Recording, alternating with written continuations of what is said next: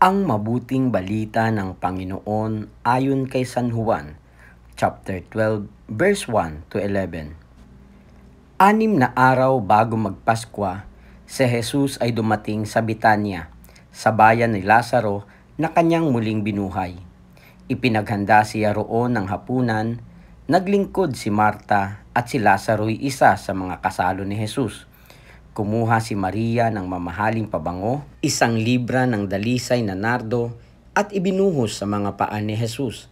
Pagkatapos, pinunasan ng kanyang buhok at humalimuyak sa buong bahay ang pabango. Si Judas Iscariote, ang alagad na magkakanulo kay Jesus, ay nagsabi, "Bakit hindi ipinagbili ang pabango at ibinigay sa mga dukha ang pinagbilhan? Maaaring umabot sa 300 denaryo ang halaga niyan."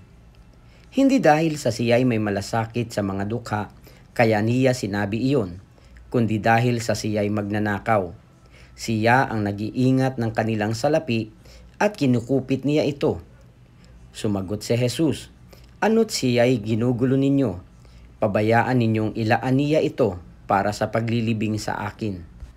Habang panahoy kasama ninyo ang mga dukha, ngunit ako'y hindi ninyo kasama sa habang panahon." Nabalitaan ng maraming Hudyo na si Jesus ay nasa Betania, kaya't pumaroon sila. Hindi lamang dahil sa kanya, kundi para makita si Lazaro na kanyang muling binuhay.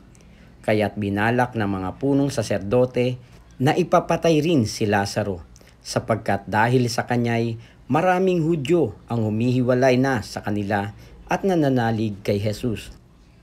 Ang mabuting balita ng Panginoon. Pinupuri ka namin, Panginoong Hesukristo.